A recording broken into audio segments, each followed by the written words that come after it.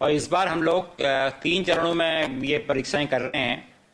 और ये परीक्षाएं जो हैं वो पहली है एनटीपीसी कैटेगरीज की, दूसरी है आइसोलेटेड एंड मिनिस्ट्रियल कैटेगरीज में, और तीसरी है लेवल 1 कैटेगरीज में।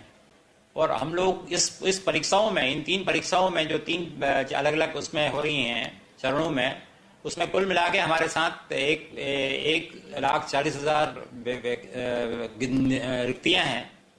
और उन 1,40,000 रिक्तियों के में हमारे पास कुल रजिस्टर्ड कैंडिडेट जो हैं वो 2,44,00,000 हैं। तो ये एक बहुत बड़ा चैलेंज है जो आप देख रहे होंगे कि इतने बड़े लेवल पे हम इस एग्ज़ाम को करा रहे हैं। और कोविड की सिचुएशन में ये एग्ज़ाम कोविड के मातहत हो रहा है, क्योंकि कई परीक्षार्थियों की भी चिंता थी और कई उसका भी ये था कि भाई ये कितने दिनों तक आप इसको होल्ड कर रहे हैं। तो फाइनली हमने इस चैलेंज को लिया और इस चैलेंज को हम आगे बढ़ा रहे हैं। तो कुल मिला के हमारे पास जो मैंने आपको बताया, जो पहला इम्तहान हो रहा है वो है आइसोलेटेड एंड मिनिस्ट्रियल कैटेगरीज का, जिसमें स्टेनो, टीचर्स, ट्रांसलेटर्स आदि हैं। इसमें हमारे पास कुल वैकेंसियां हैं 1663 और कुल कैंडिडेट जो अपेयर जिन्होंने रजिस्टर्ड किया अपने को वो हैं 1,03,000। उसके बाद दूसरी कैटेगरी जो है वो नॉन पॉपुलर कैटेगरी, जिसको हम एनटीपीसी कहते हैं, आप लोग भी उसको एनटीपीसी के नाम से जानते हैं। उसमें station master, guards, office clerks, commercial clerks, ये सब लोग हैं। और उसमें कुल नियुक्तियां होनी हैं 35,208 पदों पर। और हमारे पास जो रजिस्टर्ड कैंडिडेट हैं वो हैं 1,26,00,000। और पहली वाली परीक्षा जो है आइसोलेटेड मिनिस्ट्रियल कैटेगरीज की, वो हमने 15 दिसंबर से 18 दिसंबर के बीच में उसको रखा है। और जो नॉन टेक्निकल पॉपुलर कैटेगरी का एग्ज़ाम है, इसको अभी हमने 28 दिसंबर से शुरू करना है और मिड मार्च तक ये जाएगा, क्योंकि आपने देखा है 1,26,00,000 कैंडिडेट हैं, तो ये लंबा पीरियड चलेगा। और तीसरा एग्ज़ाम जो हम करने जा रहे हैं वो है लेवल 1 का, जिसमें ट्रैक मेंटेनेंस हैं, पॉइंट्समैन हैं और भी कई लेवल 1 की पोस्टें हैं जो इसमें होगा। और कुल इसमें पदों की संख्या है 1,03,769। और कुल मिला के इसमें कैंडिडेट हैं जो रजिस्टर्ड हुए हैं 1,15,00,000। और इनका सीबीटी हमने अप्रैल में प्लान किया है। अभी टेंटेटिव प्लानिंग है, वो आपको आगे हम इसकी सूचना दे देंगे। पूर्व में जैसा अभी चल रहा है, हम एडवांस में सारी चीज़ें आपके संज्ञान में ले आएंगे।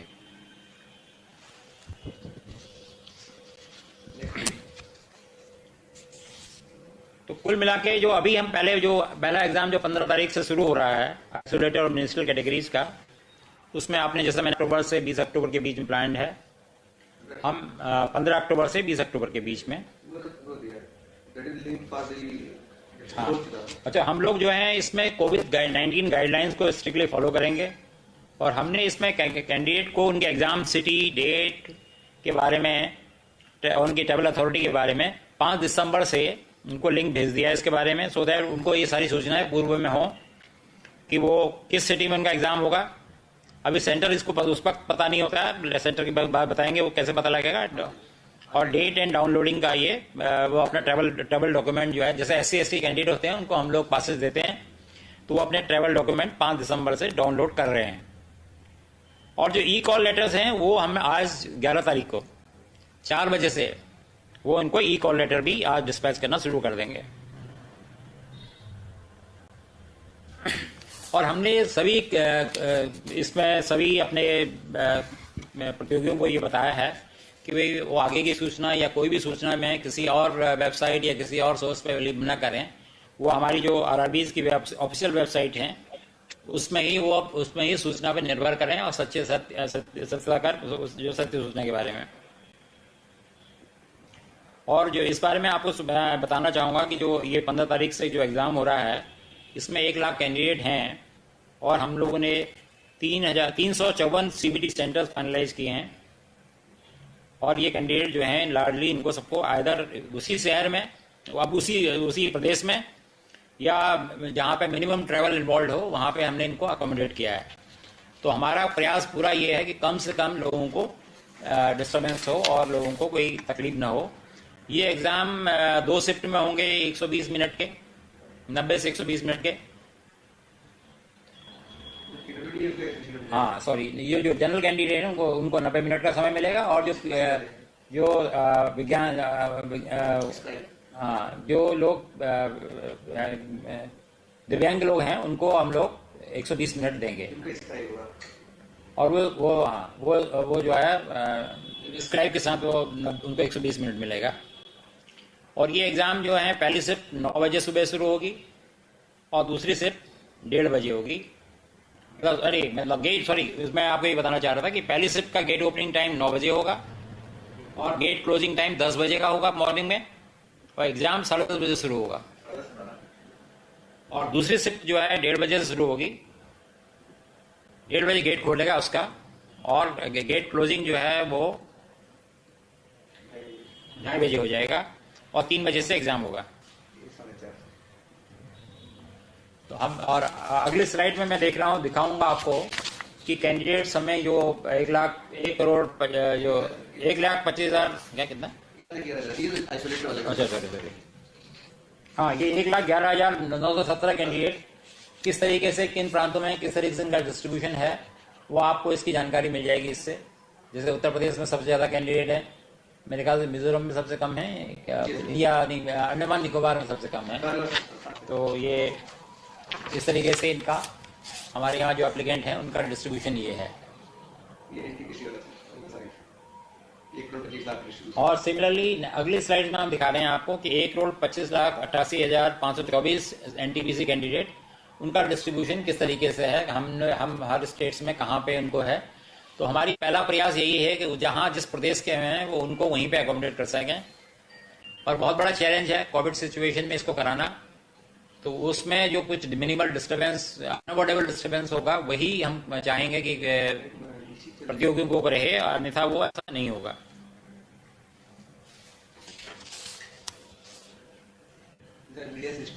ज़्यादा से ज़्यादा हम कहीं पे, यहाँ पे हमका तो मैक्सिमम ओवरनाइट जर्नी का रहेगा कि उनको एक ओवरनाइट जर्नी मैक्सिमम करनी पड़ सकती है।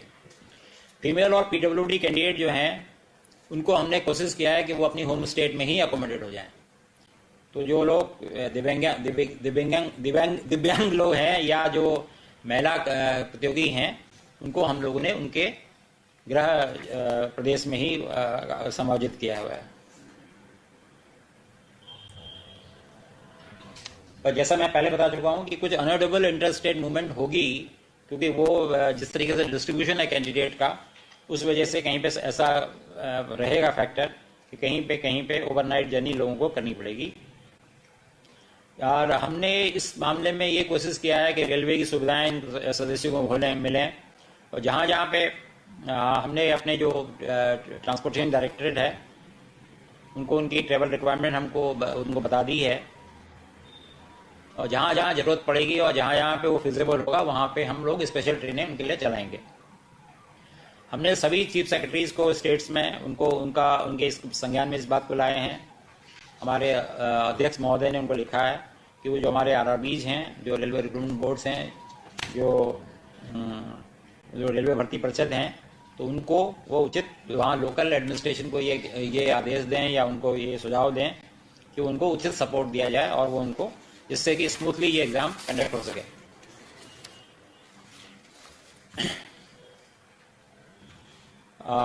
एक और इसमें आप देखिए, इस सीबीटी एग्जाम में या इस मेथोडोलॉजी में हम लोग पूरा प्रयास कर रहे हैं कि हमारे जो फर्स्ट टाइमर्स हैं, जिन लोगों ने पहले इस तरीके का कोई एग्जाम नहीं दिया है, उनको भी किसी तरीके की असुविधा ना हो। तो हम लोगों ने उन लोगों को एक लिंक प्रोवाइड किया है जहाँ पे वो मॉक टेस्ट जो कर सकते हैं। तो ये मॉक टेस्ट जो है एक्चुअल एग्जामिनेशन से पहले फैमिलियराइजेशन के लिए ये उपलब्ध कराई है सुविधा। तो कैंडिडेट्स जो हैं उनको हम क्वेश्चन पेपर, इसके अलावा ये हम और भी ये सुनिश्चित करने के लिए कि हर तरह से ट्रांसपेरेंसी हो, और जो क्वेश्चन पेपर है कैंडिडेट का वो उसको दिखाए, उनको वो उपलब्ध होगा। आंसर बुकलेट और along with correct answer keys, उन्होंने क्या आंसर दिया है और उसकी आंसर कीज एक्चुअली क्या है, ये एग्जाम के बाद उनको उपलब्ध करा दी जाएगी, जिससे किसी तरह की भी कोई एम्बिग्युइटी किसी कैंडिडेट में ना रहे। और ये भी हमने उनको सुविधा दी है कि अगर वो कहीं पे उनको किसी चीज में वो सहमति नहीं रखते हैं, तो वो करेक्शंस के, या कोई करेक्ट उनको लग रहा है कहीं पे कोई करेक्शंस गलत हैं या कुछ क्वेश्चन है उनके, तो वो अपने ऑब्जेक्शन रेज कर सकते हैं। और जैसा कि आपको पता है रेलवे ने अब जो इंटरव्यूज होते थे वो सब खत्म कर दिए हैं। तो इन एग्जाम्स में जो ये सीबीटी एग्जाम है इसकी परफॉर्मेंस ही प्लस जो मेडिकल और बाकी चीज़ें होंगी, बाकी यही इनके पैरामीटर रहेंगे। तो कोई डिस्क्रिप्शन नहीं है, तो सारी ट्रांसपेरेंसी इस एग्जाम में रहेगी। इस एग्जाम में हमने इंटीग्रिटी जो है हाई लेवल की इंटीग्रिटी रखने के लिए क्या लिखा है कि biometric and photo capture before exam, ये सुविधा दी है कि जो एग्जाम से पहले बायोमेट्रिक और फोटो कैप्चर जो है वो जो हमारे जहाँ पे एग्जाम सेंटर होगा वहाँ पे ये सुविधा रहेगी कि उनका बायोमेट्रिक भी होगा और उनका फोटो कैप्चर भी होगा, जिससे कि इम्पर्सोनेशन, आपने कई इस तरह की घटनाएं देखी हैं जहाँ पे दूसरे कैंडिडेट अपेयर हो जाते हैं, बाद में काफ़ी लॉ एंड ऑर्डर सिचुएशन हो जाती है या पुलिस कंप्लेंट हो जाती हैं। तो उससे हम लोगों ने बचने का पूरा प्रयास किया है। और जो कैंडिडेट का फोटो होगा वो कैंडिडेट की स्क्रीन में डिस्प्ले होगा। यहाँ पे सीसीटीवी सर्विलेंस भी होगी और कमांड सेंटर में रियल टाइम मॉनिटरिंग भी होगी। और जो कैंडिडेट जो उनके जवाब होंगे वो सिस्टम में कैप्चर हो जाएंगे और वो 128 बिट इंक्रिप्शन में रहेंगे, जिससे कि वो उसमें कोई आदमी उसमें वो नहीं कर पाए, किसी तरीके की उसको डिस्टर्ब ना कर पाए। हमारे पास हर कैंडिडेट का डिटेल ऑडिट ट्रेल अवेलेबल होगा। तो ये आपको ये जान के बड़ी खुशी होगी कि आरआरबी हमारी जो है टोटली कमिटेड हैं। कई दिनों तक लोगों ने डे एंड नाइट काम किया है। ये पूरी प्रोसेस हम लोगों के लिए एक नया एक्सपीरियंस था। इसमें कई हमारे आरआरबी के चेयरमैन इन्वॉल्व थे, प्री बिड्स के स्टेज में, बिड डॉक्यूमेंट बनाने में, पोस्ट बिड में। तो ये बहुत इसमें काफ़ी काम हुआ है और हर प्रयास किया गया कि जिससे कोई किसी को ना तो असुविधा हो और ना कोई किसी तरीके की किसी को अनड्यू एडवांटेज मिले। मैं एग्जाम के दिन में हम लोग कैंडिडेट्स का टेम्परेचर लेंगे और जो कि थर्मोगन से लिया जाएगा, जिनका प्रेस्क्राइब टेम्परेचर जो प्रोटोकॉल के हिसाब से टेम्परेचर प्रेस्क्राइब है उससे ज़्यादा का टेम्परेचर होगा, तो उनको एग्जाम से डिसअलाउ किया जाएगा, उनको रजिस्टर्ड मेल से इन्फॉर्म किया जाएगा और उनको रिशेड्यूल किया जाएगा उनका एग्जाम। ऐसा नहीं कि उनका चांस अगर उस दिन टेम्परेचर कितना न खास तक किसी वजह से अगर उनको टेम्परेचर आ जाता है तो ये प्रयास होगा कि उनको रिशेड्यूल करके दूसरे दिन किसी और उसमें सुविधा अनुसार उनको दूसरे दिन के लिए शेड्यूल किया जाएगा और इसकी सूचना उनको पर्याप्त रूप से दी जाएगी, समय पर दे दी जाएगी। यहाँ इस एग्जाम में कैंडिडेट को फेस मास्क पहनना है, वो अपना फेस मास्क खुद पहनेंगे।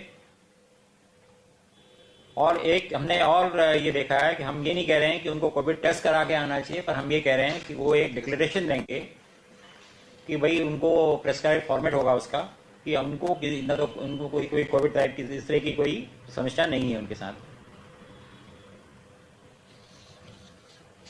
अगर ऐसा वो नहीं करेंगे तो उसके बाद हम फिर उनको एग्जाम में उनको अलाउ नहीं किया जाएगा। यहाँ तक क्राउड मैनेजमेंट का सिस्टम है, टोटल प्रॉपर जो कोविड मैनेजमेंट का जो प्रोटोकॉल है वो फॉलो किया जाएगा। वो मेन गेट से एग्जाम लैब्स तक जिस तरीके से है वो सब मतलब कहीं पे भी कोई कमी नहीं रखी जाएगी। और हर शिफ्ट के बाद एग्जाम, जैसे मैंने आपको बताया था कि 2 शिफ्ट में होगा, तो हर शिफ्ट के बाद एग्जामिनेशन सेंटर को सैनिटाइज किया जाएगा, जिससे कि दूसरी शिफ्ट वाले लोगों को कोई तकलीफ ना हो और किसी तरीके की कोई असुविधा ना हो और किसी को ये संज्ञान में भी न रहे कि या किसी को इस तरीके का अनिश्चितता ना हो कि भी क्या होगा उनका करके।